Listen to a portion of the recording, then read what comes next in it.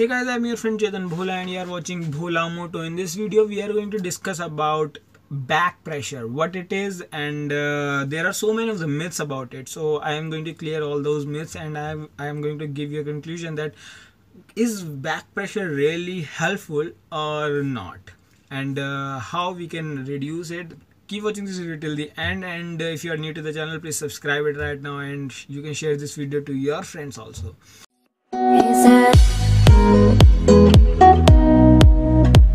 So what is back pressure? Basically, back pressure is any pressure which is opposing the exhaust gases of the engine to go out, to escape from that exhaust manifold, to go out in the surroundings. So any pressure which is opposing to for the movement of that exhaust gases is the back pressure. So basically, if there is any back pressure and if it is opposing the exhaust gases to go out, then it is quite harmful for the engine. If let us say in this, if these gases are going out and if something is opposing it, then it will be having a cluster of these gases will be settled down here, and which will be opposing the exhaust gases to go out. Then there will be a jam of this, and they will be it will be quite difficult for the piston to push these gases to go out.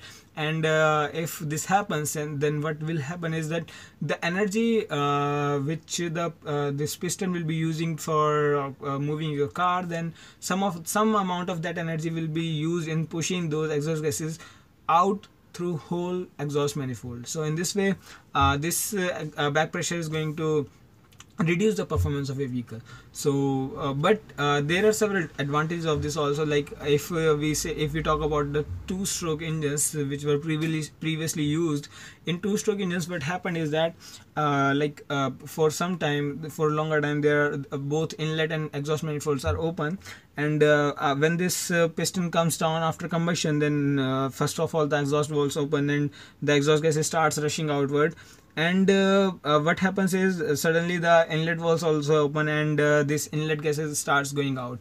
Then what will happen if these gases are rushing out, then there will be a negative pressure created over here, and due to this negative pressure, these exhaust gases will rush more frequently to this negative pressure. But since on the other side the inlet port is also open, then these inlet gases will also start rushing with that exhaust gases. Then there are several chances that these fresh air fuel mixture will go, some amount of that fresh air fuel mixture will go out with that exhaust gases. So in this way, this fresh air mixture will be lost, and there will be a loss of that, and due to that we are going to lose some amount of fuel, and hence we will be getting lower mileage.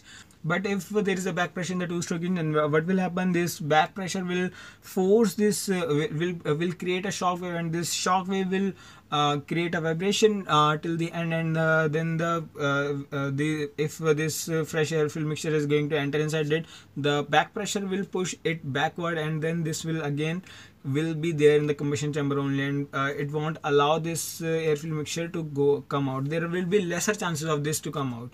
So in this way, the back pressure is quite important in the two-stroke engine. But when we talk about the four-stroke engine, everything is having their own time. Like inlet stroke, it is having its own time. Exhaust stroke is having its own time. Only for few degrees, about 5 to 7 degrees of the crankshaft rotation, both valves are open for same time at the same time. But so everything is there. But if there is still, so that's why in four-stroke engine the back pressure is always harmful. So in that way, if we talk about four-stroke engine, if the exhaust gases are there, they are independent, and the piston is only pushing those exhaust gases to go out. But due to the norms for the environmental norm, they have to use the catalytic converter, they have to use the silencer, so as to reduce the pollution. But anyhow, these are not very much performance suitable. But back pressure is quite important in four-stroke in such a way. Like I have seen a bike with no silencer. What happened in that is that when the exhaust valve open, there is a fire coming out of that exhaust valve. This might be because of the incomplete combustion of that. So if at that moment of time if there is some back pressure, then that back pressure will not allow that burn, that fire to come out of that exhaust valve. It will create such a back pressure, such pressure like which will not allow it to come out. So in this way the back pressure is important in the four-stroke engines also.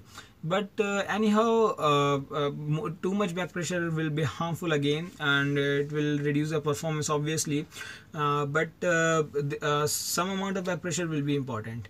So one thing that I would like to tell you, that it is not advisable to remove complete exhaust system of your and that will increase the performance, because I already told you that the fire will come out and then you will lose the power. But what you can do is you can decrease the back pressure by using the catalytic converter and the silencer only. The silencer, the performance silencer, exhaust silencer can be designed such like that it will reduce the back pressure, and it will also reduce the sound pollution. I would like to tell you one thing, like if there is something conical designed which attached to the exhaust silencer, if the exhaust gases are rushing from here due to the continuity equation, if the area is smaller, the velocity of these exhaust gases will be more, and if the area is larger, the velocity will be less, but the pressure will be higher at this moment and the pressure will be lower at this moment. And so due to this pressure difference, these all gases will be coming outward, and there will be a more section created right here, and due to which all of these gases will rush outward, and in this way it will reduce the back pressure. So I hope you got to learn everything about the back pressure. If you still have any doubts and any queries, you can please feel free to ask me in the comment section below. If you want, you can ask me the questions on Instagram or on Facebook. I am giving you the link in the description below. You can go and follow me there and ask me questions there also. So thanks a lot guys for watching. If you like this video, please don't forget to share this video to your friends, and if you're new to the channel or didn't subscribe my channel yet, please subscribe it right now. And as I publish 2 videos in a week, there is a lot of stuff on my channel. You can go and watch that stuff also. So at last I would like to tell you that thanks a lot guys for watching. Keep watching, keep sharing, and keep supporting guys. Thanks a lot.